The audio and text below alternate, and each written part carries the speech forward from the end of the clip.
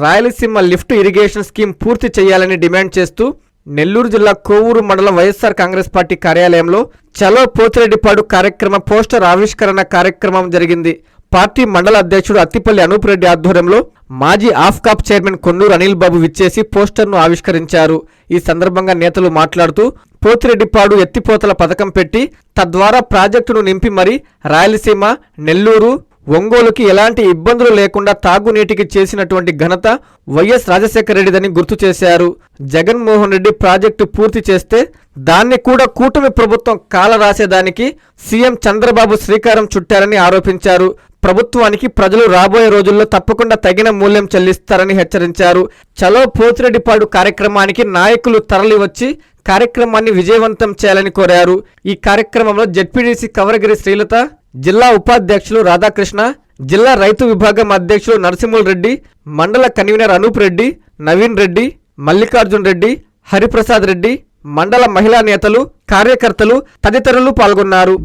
ఈ ప్రభుత్వం కూటమి ప్రభుత్వం వచ్చిన తర్వాత ఈ యొక్క పోతిరెడ్డిపాడు రెగ్యులేటర్ని సామర్థ్యాన్ని పెంచి తద్వారా రాయలసీమలో ఉన్నటువంటి 4 జిల్లాలకు, అలాగే నెల్లూరు, ప్రకాశం జిల్లాలకు, అలాగే తెలుగు గంగ కూడా నీరు పంపించి దాహార్తిని అలాగే సాగునీరు అందించాలనే ఒక లక్ష్యంతో శ్రీశైలంలో ఎక్కువ నీళ్లు సముద్రానికి పోతున్న కారణంగా ఎక్కువ ఆ టైంలోనే ఆ వాటర్ని డ్రా చేయాలనే ఉద్దేశంతో జగన్మోహన్ రెడ్డి గారు గొప్ప ఉద్దేశంతో ఈ కార్యక్రమాన్ని ఏర్పాటు చేసి దాదాపు 80-90% పనులు పూర్తయిపోయి కేవలం మోటార్లు పెట్టి నీళ్ళని మళ్లించే కార్యక్రమాన్ని ఈరోజు గౌరవ తెలంగాణ రాష్ట్ర ముఖ్యమంత్రితో నువ్వు చేసుకున్నటువంటి చీకటి ఒప్పందం కార్యక్రమంగా ఈరోజు 6 జిల్లాలనే నువ్వు దూరం చేసుకుంటున్నావంటే ఇంతకంటే ఘోరం సస్యామలం చేసే బాధ్యత మళ్ళీ జగన్మోహన్ రెడ్డి గారు తీసుకుంటారు. కాబట్టి రేపు పెద్ద ఎత్తున ఈ కార్యక్రమాన్ని ఏర్పాటు చేసి నంద్యాలలో బహిరంగ సభ ఏర్పాటు చేశారు.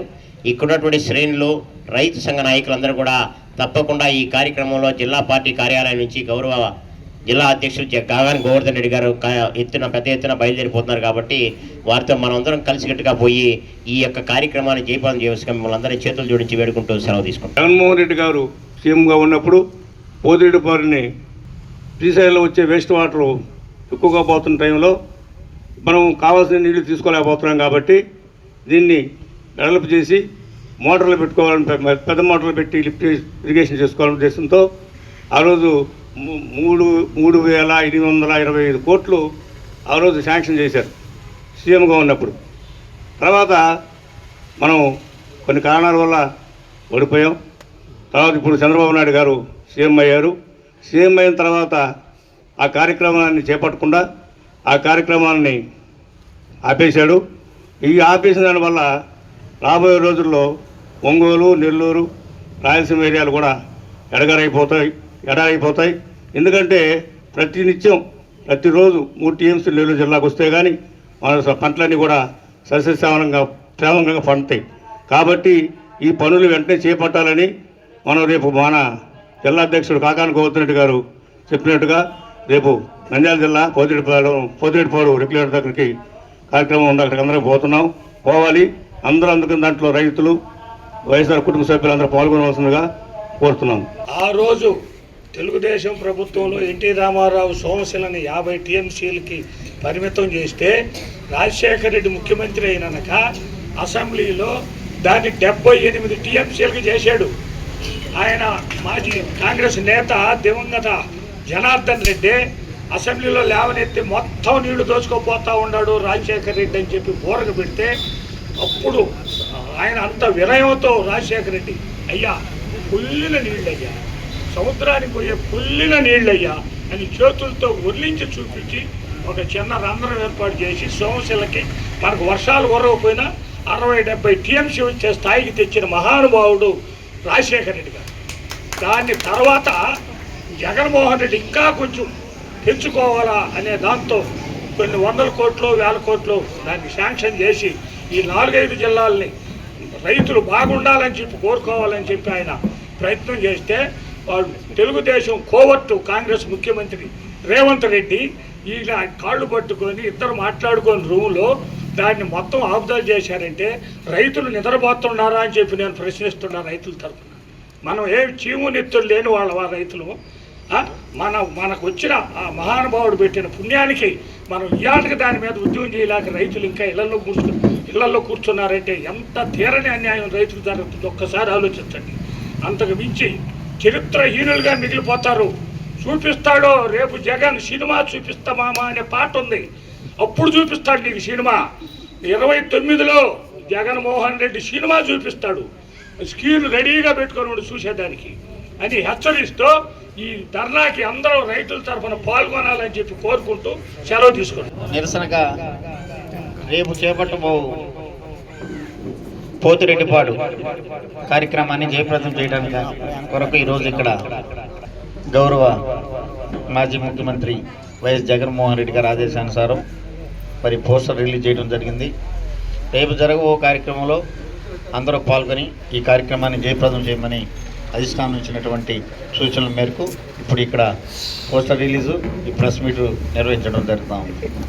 ఇటీవల తెలంగాణ అసెంబ్లీ సాక్షిగా తెలంగాణ ముఖ్యమంత్రి రేవంత్ రెడ్డి గారు చేసినటువంటి వ్యాఖ్యలు మనందరికీ తెలిసినవే.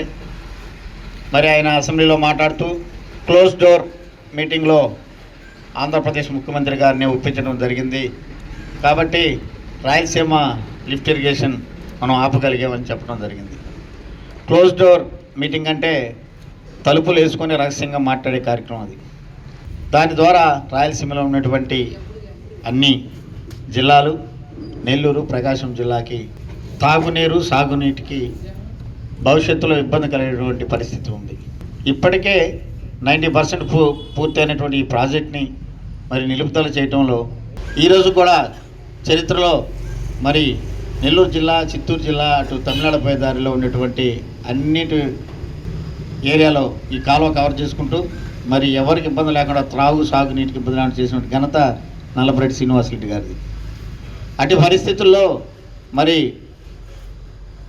వైఎస్ రాజశేఖర రెడ్డి గారు ఈ రాష్ట్రంలో జలయజ్ఞం పెట్టి మరి అన్ని ప్రాజెక్టులని ఆధునీకరణ చేస్తూ తద్వారా ఈ రాయలసీమ, నెల్లూరు, ఒంగోలుకి కావాల్సినటువంటి నీరు కృష్ణా జలాల నుంచి అప్పుడే పోతిరెడ్డిపాడు ఎత్తిపోతల పథకం పెట్టి తద్వారా ఈ యొక్క ప్రాజెక్టులు నింపి మరి రాయలసీమ అయితేనే నెల్లూరు, ఒంగోలుకి ఎలాంటి ఇబ్బంది లేకుండా తాగునీటికి మరి చేసినటువంటి ఘనత వైఎస్ రాజశేఖర రెడ్డి గారిది.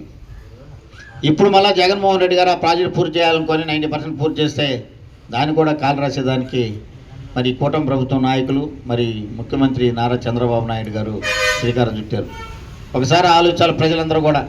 మరి రాష్ట్రానికి రావాల్సినటువంటి, మనకు రావాల్సినటువంటి నీటిని కూడా అడ్డుకుంటున్నారంటే రాష్ట్ర అభివృద్ధికి వాళ్ళు ఏమి చేయబోతారు?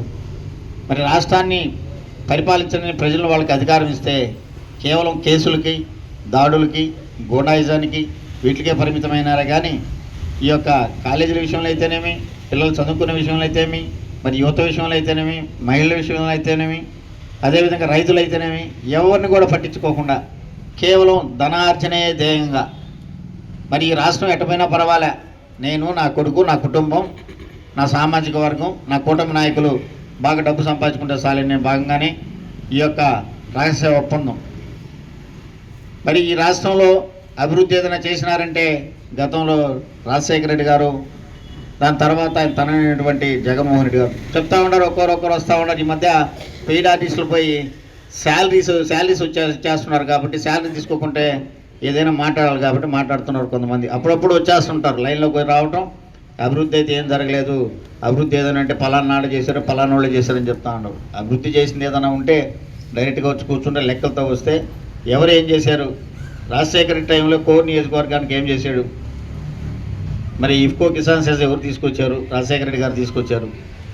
మరి మత్స్యకార గ్రామాలకి రోడ్లు అయితేనేమి, అక్కడ ఉన్నటువంటి సువాన్ షెల్టర్లు కూడా దరిదాపు రాజశేఖర రెడ్డి హయాంలోనే జరిగినాయి. ఆయనే వచ్చేసి దాని రూపకల్పన చేయడం, అప్పుడు జరిగినటువంటి ఒక బీభత్సమైనటువంటి కార్యక్రమంలో ఆయన దానికోసంగా సపరేట్గా ఆ సునామీ వచ్చినప్పుడు ఎన్నో వేల కోట్లు వెచ్చించి ఈ మత్స్యకార గ్రామాలకన్నిటి కూడా రోడ్లు ఆధునీకరణ చేయడం జరిగింది. దాని తర్వాత జగన్మోహన్ రెడ్డి గారు వచ్చిన తర్వాత మరి ఈ నియోజకవర్గం గురించి మాట్లాడుతున్నా. నిన్న ఏదైనా చేస్తే తెలుగుదేశం ఆకృతి విల్లాస్ ఆకృతి విల్లాస్ వెంకటగిరి ప్రజలకు గొప్ప శుభవార్త. మన వెంకటగిరి పట్టణంలో మొట్టమొదటిసారిగా ధన్యభూమి డెవలపర్స్ వారిచే సహజ సిద్ధమైన ప్రకృతి ఒడిలో 5.5 ఎకరాల విస్తీర్ణంలో అన్ని ఆధునిక వసతులతో మీకు నచ్చిన విధంగా పూర్తి వాస్తుతో విశాలమైన గదులతో 87 లగ్జరీ డూప్లెక్స్ 3 బెడ్రూమ్స్ విల్లాస్ నిర్మించబడుచున్నాయి. మా ప్రత్యేకతలు విశాలమైన బ్లాక్ టాప్ రోడ్లు, చుట్టూ సోలార్ ఫెన్సింగ్ తో కూడిన కాంపౌండ్ వాల్, కట్టుదిట్టమైన భద్రతా వ్యవస్థ, children's play area, swimming pool, badminton court, basketball court, cricket net practice, విశాలమైన పార్కులు, ఫౌంటైన్లు, వినాయక టెంపుల్ మరియు multipurpose function hall, gym, indoor games కలిగిన క్లబ్ హౌస్. సంప్రదించండి. మా address Aakriti villas, opposite to Nagaravanam park, Bharat petrol bunk ప్రక్కన, వెంకటగిరి తిరుపతి హైవే రోడ్.